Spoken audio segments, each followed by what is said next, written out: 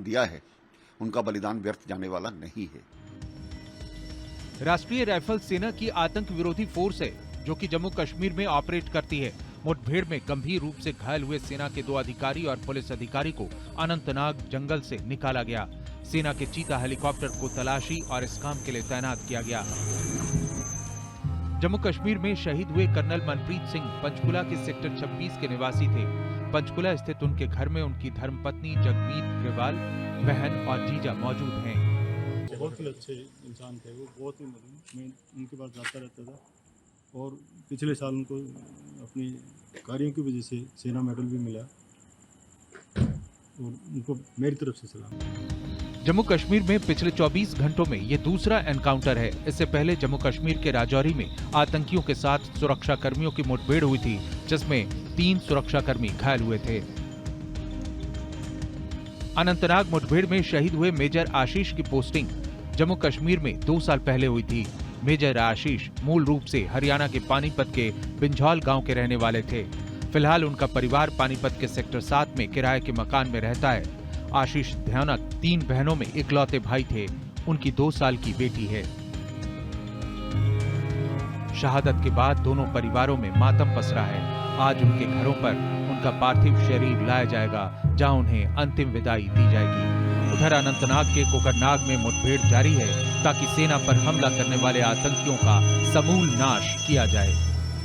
Team news nation. विदाई देने के लिए, आखिरी विदाई देने के लिए भारी जनसैलाब उमड़ पड़ा। डीएसपी हुमायूं के पिता ने बेटे की अर्थी को कंधा दिया। पिता आईजी पद से रिटायर्ड हैं। एलजी मनोज सिन्हा ने भी डीएसपी हुमायूं को आखिरी विदाई दी और डीएसपी हुमायूं अपने पीछे अपनी 2 साल की बेटी और पत्नी को छोड़ गए हैं। पिता आईजी रह चुके हैं। परिवार वाले गमज़दा हैं।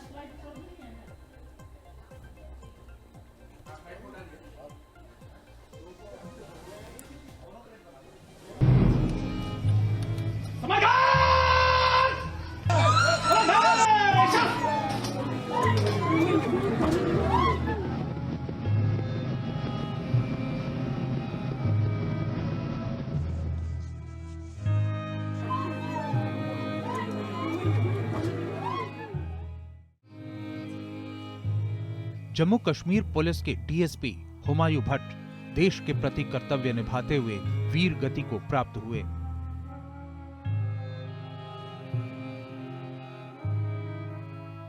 अनंतनाग में बुधवार को आतंकियों के साथ लोहा लेते हुए 3 जवानों ने देश के लिए अपने प्राण न्यौछावर कर दिए।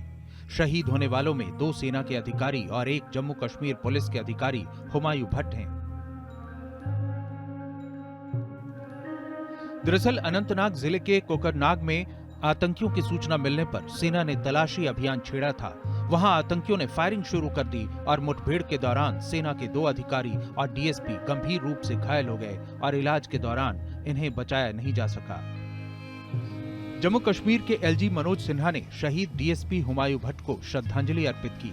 बीजेपी प्रदेश अध्यक्ष ने कहा, ये कुर्बानी व्यर्थ नहीं जाएगी।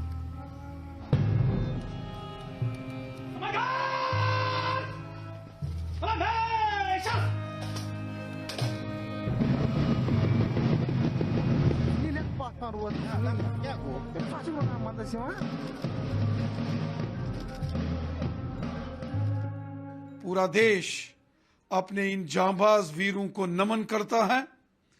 हमारे जांबाज वीरों का ये बलिदान व्यर्थ नहीं जाएगा। आतंकवादियों का चुन चुन कर सफाया होगा। जब डीएसपी हुमायूं भट्ट का पार्थिव शरीर श्रीनगर स्थित उनके घर लाया गया तो सिसकियों का सैलाब उमड़ पड़ा।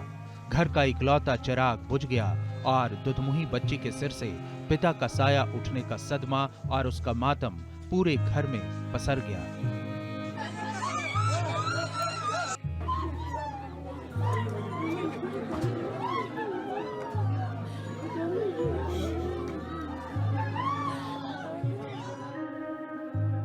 शहीद हुमायूं भट्ट जम्मू कश्मीर पुलिस में डीएसपी पद पर तैनात थे। रिटायर्ड आईजी गुलाम हसन भट्ट के इकलौते बेटे थे।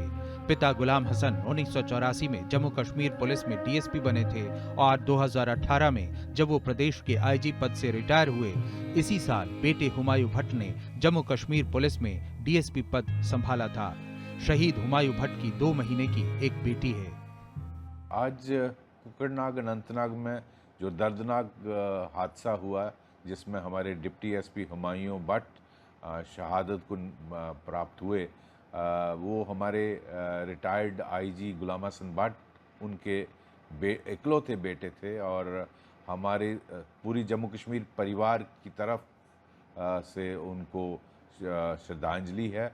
और आज हम सारा जम्मू कश्मीर का परिवार, जम्मू कश्मीर पुलिस का परिवार गुलाम हसन भट्ट और उनके परिवार के साथ खड़े हैं।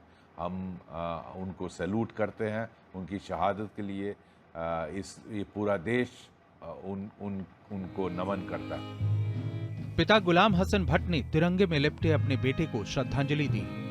कहते हैं दुनिया का सबसे बड़ा बोझ होता है पिता के कंधे पर संतान की अर्थी।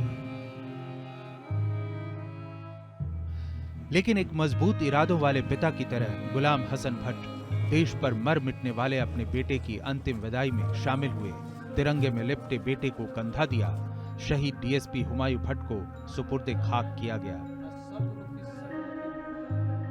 शहीद हुमायूं भट्ट का बलिदान ये कह रहा है कि ये कुर्बानी व्यर्थ नहीं जाएगी। ये देश सेना पर कायराना हमला करने वालों का नामो निशान मिटाकर ही दम लेगा। Team news nation.